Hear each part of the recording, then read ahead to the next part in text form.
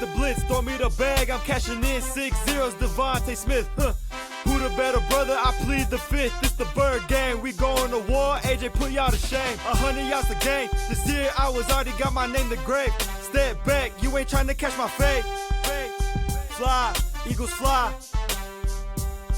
Fly, Eagles fly, the birds and the guys on the way to victory. This is the start of the ride, one finger heavy.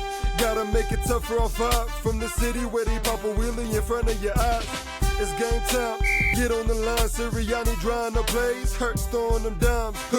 Oh my, y'all thought y'all had a chance. You better stack up your teams if you're trying to win against mine. What is up, Philly Nation? Welcome back to another great episode brought to you by the Bird Gang Brothers. We're happy to be with you guys again and looking forward to a great episode covering the best team in the NFL at 10-1, looking litty and pretty, number one in the NFL right now, the Philadelphia Eagles, baby. Heck yeah. Let's get it. Want to first give a reminder to all you guys out there, please give us a follow and subscribe to our YouTube channel.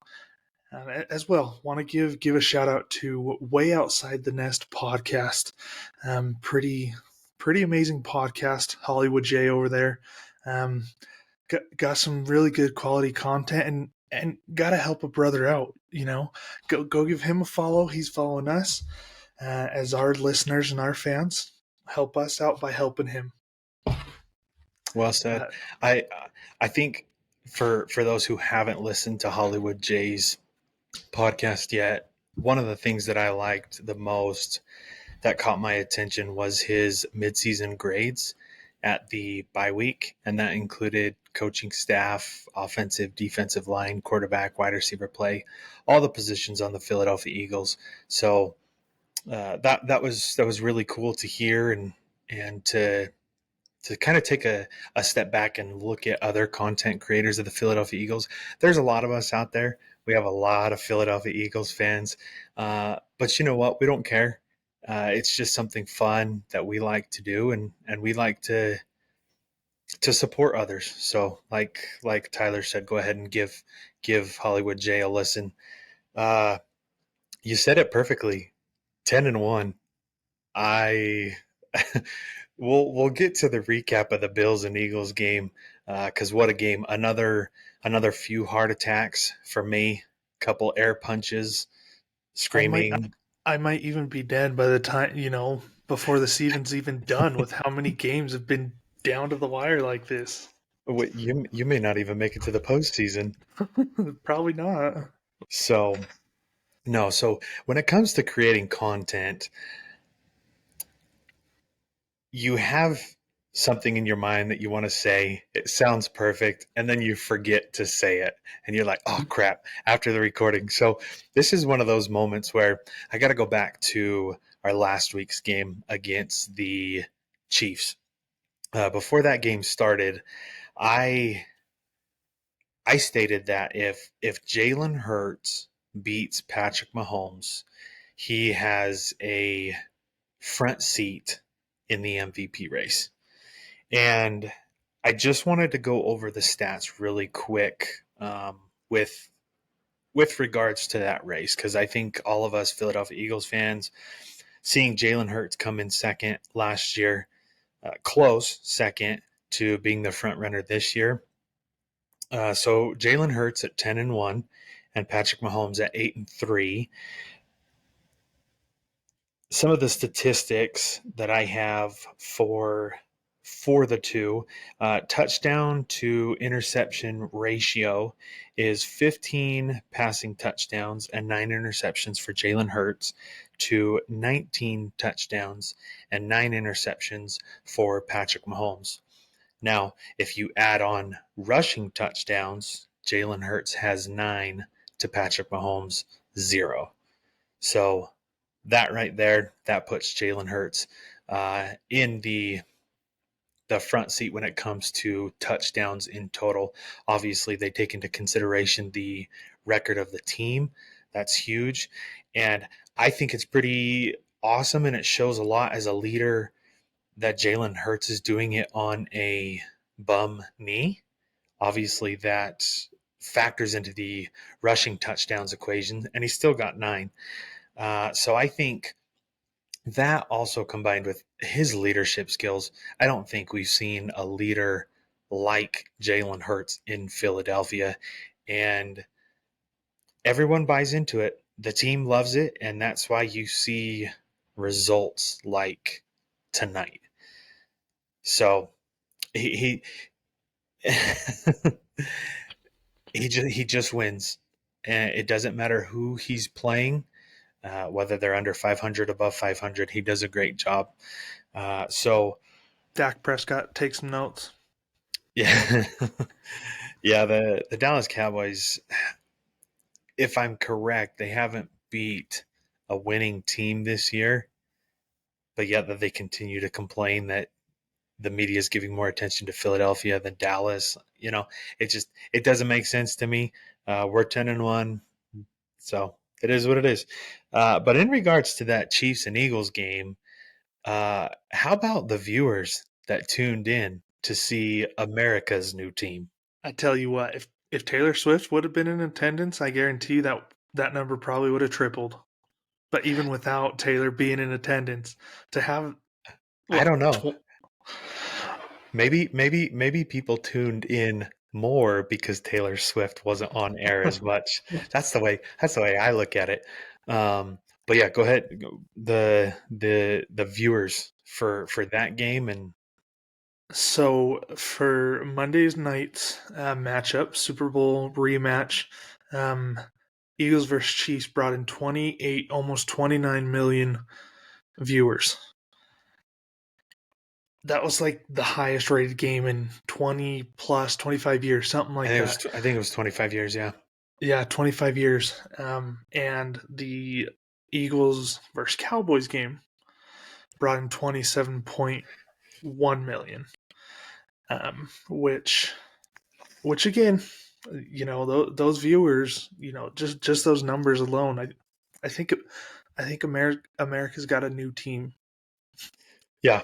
No, I agree. And I think people just like watching Jalen Hurts because he's not cocky.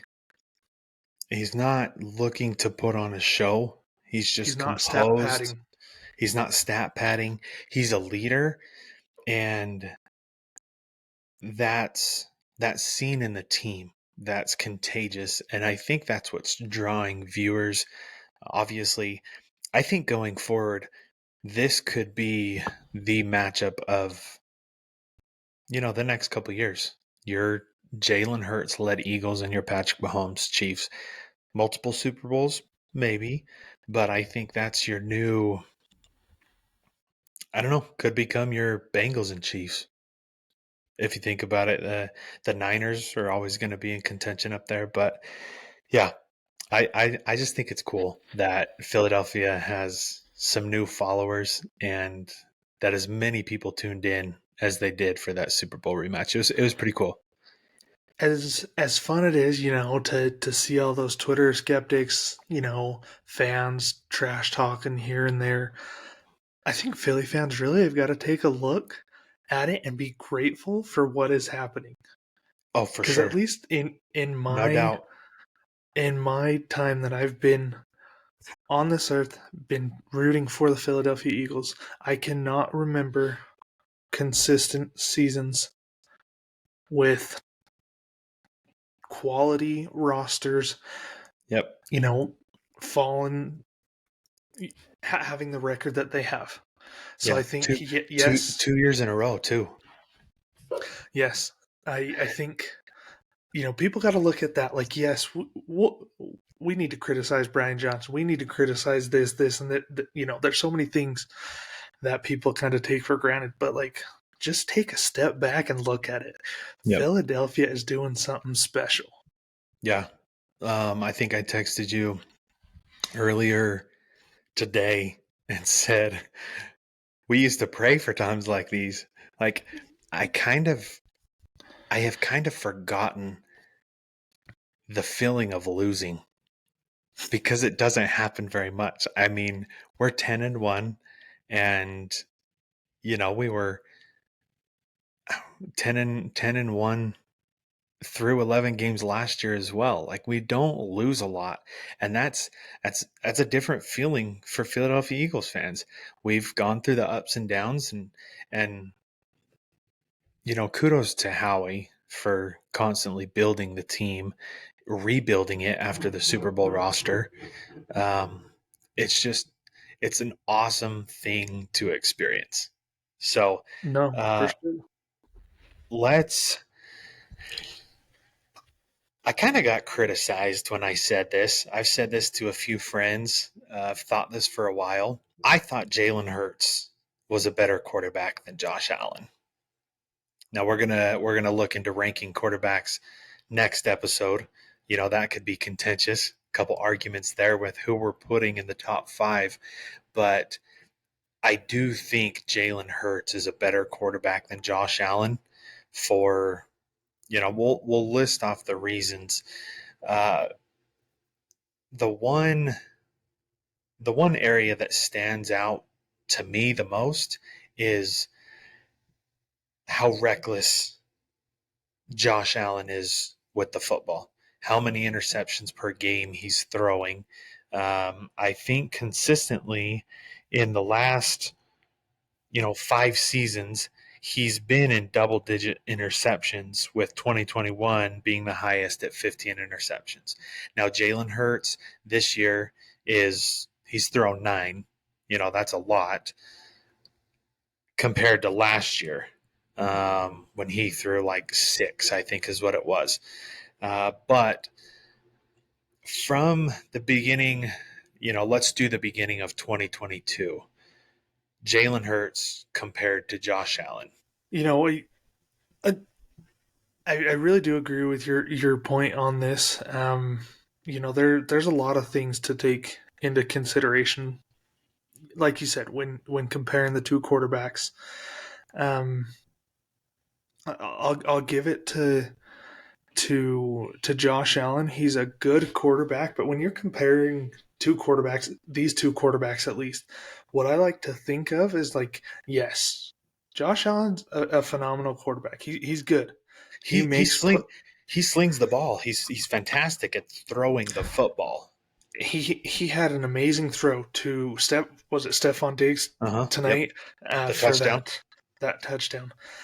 But the thing is, like, he'll make big plays to get to get your team to potentially win.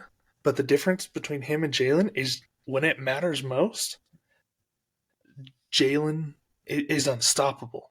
Has a Jalen perfect wins. quarterback rating. He wins. And so I think, like, despite numbers, like, yes, numbers are everything. But I think the biggest thing is when you're comparing the two quarterbacks, Jalen makes plays to help them win. Perfectly said. And I think we need to clarify, when we're ranking quarterbacks, what is it that we look at when putting a quarterback above another? Because in my mind, it comes down to the wins. Okay. Jalen Hurts has also gone to the Super Bowl. Josh Allen hasn't. Now, Jalen Hurts didn't win it, but we'll see what happens this year. MVP. Jalen Hurts was runner-up to MVP last year. This year, he's making a case that he could win it. So it depends on what you look at. Obviously, Allen has more wins. He's been in the league longer, but he's got more interceptions. He's not a leader like Jalen Hurts is. He is showing, Jalen Hurts is showing and proving as to why he should be an elite quarterback. So for me, I think Jalen Hurts is above Josh Allen, um, and has increased that lead more this year. So, like I said, from 2022, I saw these stats, total yards, and like I said, Josh Allen is great, a great thrower of the football. 8,181 yards for Josh Allen to Jalen Hurts 7,903 total yards. Josh Allen 71 total touchdowns to 59 total touchdowns. Turnovers for Josh Allen is 34 to Jalen Hurts 20, which I think that's huge. That could be your make or break and the reason why you win or lose a ball game. And then win-loss record since the beginning of 2022, and this is just regular season, 19-8 for Josh Allen and 23-2 for Jalen Hurts. Now, obviously, that's 19-9 and 24-2 after tonight's win, but just kind of a comparison within the last 2 years. And I know if you look further back, Josh Allen's going to have double the amount of passing yards that Jalen Hurts does. But again, he's been in the league longer, and I just think you have to look at what he's done and where he's gone in the postseason. And Jalen Hurts has gone farther. And if he wins a Super Bowl this year, I think it's clear that Jalen Hurts is a better quarterback than Josh Allen. That's just my opinion. Totally agree on that. One thing I do love is Josh Allen's story of getting into the NFL. He, if I'm not mistaken, I believe he played at JUCO for a little bit and had one offer to Wyoming, the University of Wyoming. Not a big name school, not a great school. I mean, a former Eagle, good, solid players go to the NFL from Wyoming. But to see a kid with exceptional talent, and the way he, the way he was just to come into the NFL, like you don't hear stories that much like that. So I attended Utah State, and I actually went to one of the games where they played Wyoming, and that's when Josh Allen was quarterback. And so I got to see him in person. We all knew he was NFL bound and going to be an elite talent. But let's move on to that game. What?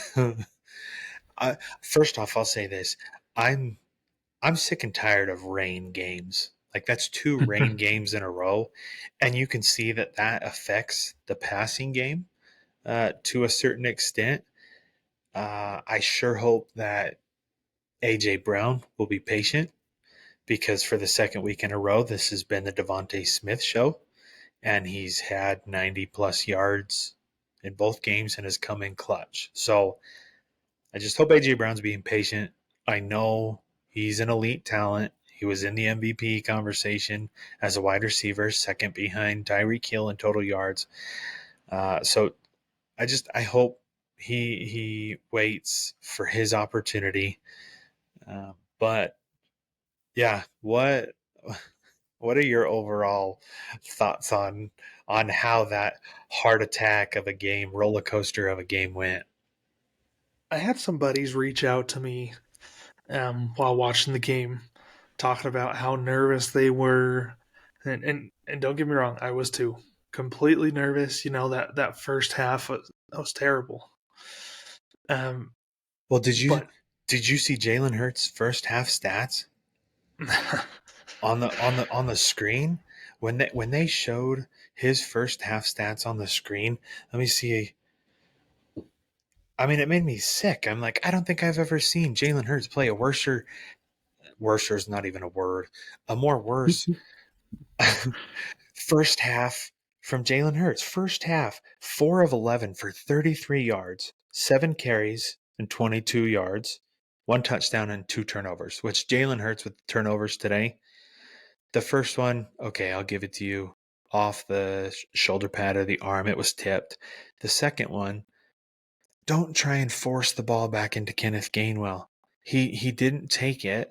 That was a poor decision making for Jalen Hurts. But then in the second half, 14 of 20, 167 yards, 7 carries for 43 yards, and 4 touchdowns and 0 turnovers. Like, it was night and day from the first half and the second half. And that's, that was my mentality of the game. Is like, yeah, they're not playing so great, but I trust Sean Desai and their Philly's defense to change, and I expect Jalen Hurts to go out there and ball out, and that's what he did the second half. I was definitely in poor spirits that first half. I can tell you that much. Um, but no, I not for one bit doubted that Philly would come back and make it a game, lose or win. That the second half adjustments are like you said, night and day. Mm-hmm. It's crazy how it was. So I didn't lose hope. It's just my hope was a little low that that first half. I just think the last couple games we've been used to coming from behind, pulling out those last second wins. And so in the second quarter, I was like, oh, this is ugly. But we saw this just last week. And I feel like the downpour was a little bit more severe in Philadelphia than it was in Kansas City. The conditions were horrible. The field looked like crap. But I think we've gotten used to it, and we don't doubt that Jalen Hurts will somehow bring them back. I've made so here's this. We have the talent to do everything that we can, and we are capable of pulling out wins like that. We showed it tonight. I said this in the comments of one of our YouTube videos. I think it was the last one. Brian Johnson, like I said, I was trying to be patient. He called a good game. He will be the reason that we lose in the postseason if we are to lose. I do not understand his play calling. So many QB draws. Obviously, the QB draw with Jalen Hurts to win the game. Great. I don't understand the wide receiver screen passes on 3rd and 14. 3rd and 15, 3rd and 14 to a veteran wide receiver. Like, yes, Julio's great. Don't get me wrong. But in that situation, you do not need to make that call. No, and he's done it so many times. It pisses me off every time we get in that situation and he runs a QB draw. And people praise him.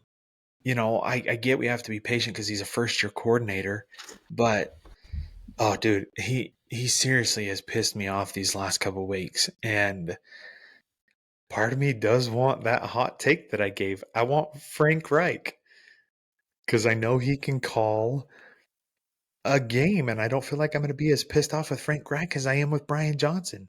I just don't know. I get so confused when Brian Johnson is behind the wheel.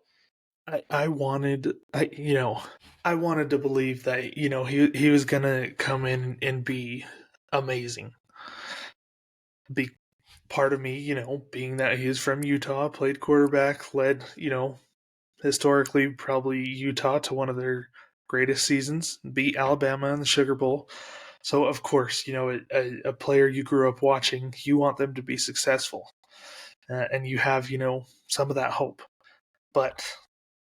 Man, I don't think there's any hope left after what I saw tonight. Now again, second half was better. But again, there's just I don't know. But you can't get you in playoff games in the Super Bowl, You can't do NFC that. Championship. Exactly. You're going to play the 49ers, and if you get down like that against the 49ers, I could tell you we're not going to come back. Mm-mm. The 49ers are the second best team in the NFL, and their defense, that Chase Young acquisition, is showing it. Like, you cannot get behind the Niners next week or in the playoffs. I love seeing the grit from the team, and seeing what they're able to do when being down. But when is the time going to come when Philly will have a large lead in a game and they can maintain that throughout the game? We haven't really had one of those. They've been close games. I mean, yes, in the end, a win's a win, and we're going to take it. But I don't think we will. How many more times is this going to happen? How many more times are we going to have to play from behind? I don't know. Yeah. They keep saying that they haven't played up to their standard. And we're being patient with first year coordinators, but we're in week 11. that should have been figured out by now. I think these close wins and Philly just winning is who we are. I don't think we're taking another step and we're going to look like the team we were last year, even though statistics may indicate that it's close. So I don't know. I just know that we can't play from behind as we go into the postseason. One of the highlights from this game, and it's super cool. Brandon Graham set the franchise record for most regular season games played. I don't know. We're super blessed to have Brandon Graham. Obviously, we know what he did for us in the Super Bowl against the Patriots and helping us get a first ring. So awesome for him. Also, go ahead. Got to throw in really quickly. I don't know if you're about to throw this out, but I thought it was hilarious. I don't know if you've seen, the video, but overtime coin toss. You've got Brandon Graham up there, and the Bills players like, yeah, we'll take it. We want to receive, and he's over there right there being the Brandon Graham he always is. That don't matter. That don't matter. Like I love the guy. Like he talks so much trash, and I think it's hilarious because it gets under people's skin so much. But the dude can speak for himself. He has the career he's had allows him to be the type of person he is. Allows him to trash talk. Like I don't know. I just love how everyone in Philadelphia embraces the city of Philadelphia. Brandon Graham is Philadelphia. Nick Sirianni is Philadelphia. Like screaming at the Chiefs fans when he goes out. I can't hear you. Like, I just love how some of the players embody the city of Philadelphia. So awesome for him. We got to highlight, obviously, Jake Elliott. Dude, 59 freaking yards in the pouring rain to send it into overtime. Did you see how much that moved? Watching it live, you couldn't. I lost the ball, to be completely honest, watching it live. So I was hoping and praying it was going in, but watching that replay, it takes off and it was going all over the place. And I don't know, there have been a lot of phenomenal kicks by Jake Elliott, but that might be in my top 5. Okay, no, quick question. Is that kick better than the Giants kick from 60, the year of Carson Wentz in the Super Bowl? Yes. Yeah, I was going to say I think so too, simply because he did it in the rain. And it helps us with that distance and that lead and the space of that first seed. You had noted the Bills converting on every third down. I guess that's not something I noticed. You probably noticed that more than I did, but it doesn't surprise me with Josh Allen using his legs the way he does. Like, I don't know what it was, but it was almost like I kind of compared it to Philly running the tush push. When it's there, you know they're going to convert. That was the same thing that I thought tonight watching that game. It's a third down. They're going to convert it. Anywhere from 3rd and 1 to 3rd and 9, they're going to find ways and they're going to convert it. And that's what they did tonight. Which, speaking of the brotherly shove, the Buffalo Bills tried the tush push tonight and they converted. So I thought that was pretty funny that someone used that against us. Let's talk about credit that the Philadelphia Eagles deserve and excuses. What I mean by that is I believe that Philadelphia should get the credit for beating these elite quarterbacks, these elite teams with winning records. for you to do it in Kansas City, in Arrowhead, whoever's placed on your schedule, you have no control over that. You just go out and win. And I think that's the thing that irritates me the most with the media is them making up a story once Philadelphia wins. Oh, they beat the Bills, but Gabe Davis ran the wrong route. Or Marquez Valdez-Scantling dropped the ball. Or there were too many flags. Like there's all these excuses, and I don't know, it just gets irritating because Philadelphia has the talent and they obviously make the plays that matter the most when it matters the most. I think you said last week you were excited to look or listen to some of the talk shows to see what they said about Philadelphia. I think it'll be the same thing tomorrow. I don't know. What are your thoughts on excuses or credit to Philadelphia? One thing I'll tell you that I'm not going to do is watch Undisputed this week. I don't want to hear all these complaints, all these, different narratives from Skip Bayless. I mean, Richard Sherman talked about it and nailed it perfectly. Why defending, at the hip tackle. Skip was throwing all this out. Well, he hasn't played. Richard has. Dude, he was getting upset with him. So, yes, I get it. But at the same time, give Philadelphia credit for what they are doing. They are. Yeah, I agree. They are the best team in NFL right now, and it is not because of the refs. It is not because the opposing team don't have elite wide receivers. It's Philly finds a way, no matter the circumstances, to go out and win. Which, speaking of flags, I want to say in the second half, there were 3 flags for 25 yards in favor of the Bills, and there was 1 flag for 5 yards in favor of the Eagles in the second half. I know that Josh Allen wanted the horse collar tackle by Hassan Reddick. I know that was kind of debatable. And then the other debatable aspect was, did A.J. Brown get his 3rd foot down, make a 3rd football move before losing the ball? Was it incomplete? Was it a fumble? So the excuses are getting old. Give credit where credit's due. Philly beats who they have on their schedule, and that's all that matters when it comes down to seeds and the playoffs.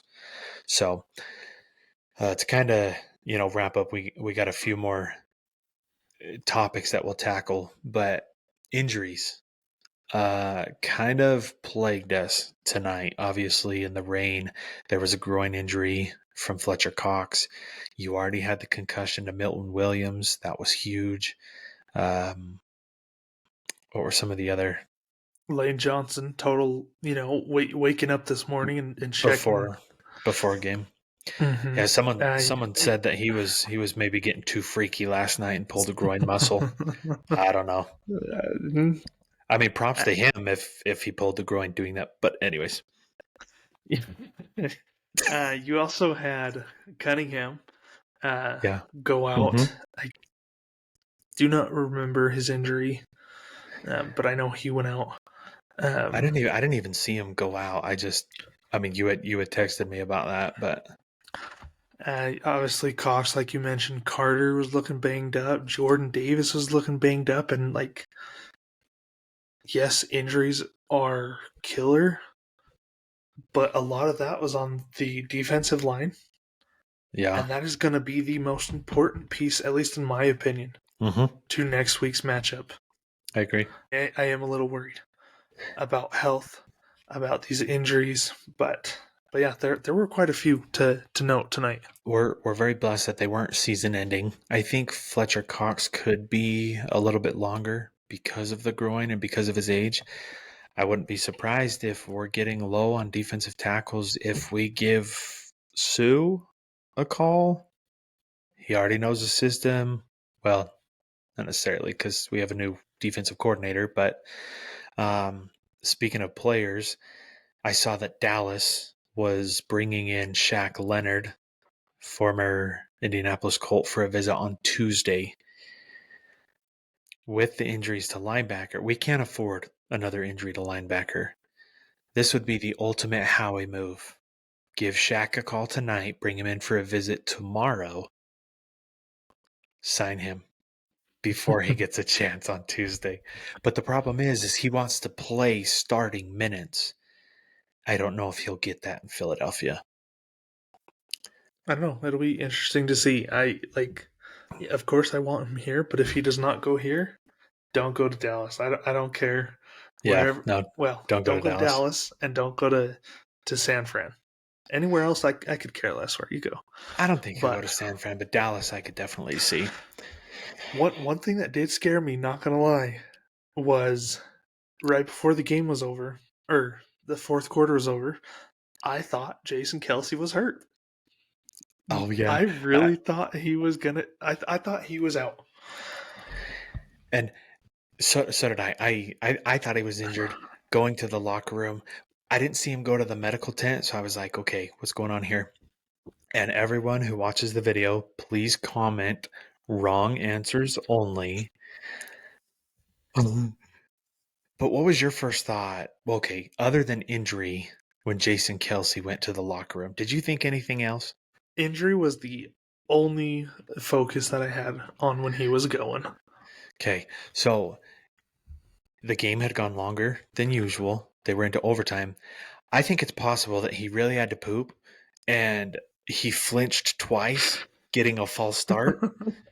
I don't know He was groundhogging it. He had to go. if he was clinching, and that's what caused him to So, anyways, Jason Kelsey, if you had to do your business, you got back there in time. We're grateful that you did, and that you didn't do it on the field. So, really fast, just a shout out to Philadelphia in general, fans, players. Do you want to tell our listeners votes by NFL players where Philadelphia ranked and in what? Yes, I will get that for you guys. If you did not already see that, came out a few days ago, and they ranked, best player, best trash talker, all this stuff. But I will get into it. Best player in the NFL, Patrick Mahomes. Kind of already knew that one. Yeah. Biggest trash talker, C.J. Gardner-Johnson. Interesting. Now that he's gone, I see it. Most annoying fan base, the Philadelphia Eagles. And you know what I have to say to that? No one likes us. And we don't freaking care. We don't care. A few others. Coach you'd like to play for, Mike Tomlin. Best stadium, Chiefs Stadium. Worst stadium, Giants and Jets. Fortunately, we had another season-ending injury. I don't know when the NFL is going to get it together to fix their crap and change that field. But yes, like Nate said, great. I don't care for the worst fan base. I don't really care. We've got awesome fans. And you know what, to end this out, the Philadelphia Eagles are taking on the San Francisco 49ers this next week. We open up as home 2-point underdogs. Our fans will show up and they will show out. We will make players feel uncomfortable. Their friends and family feel uncomfortable. But it will be a great matchup. I'm excited to watch the potential NFC Championship game again. San Francisco, like I said, is some elite talent. I think they're the second best team in the NFL.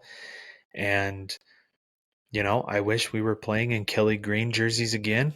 Not only because I think that would be a cool jersey combo with the Niners, but we're undefeated in Kelly Greens this year. So that was awesome. So make sure to join us next week as we recap the Philadelphia Eagles and San Francisco 49ers. And last of all, 10-1, baby. Let's go, Eagles.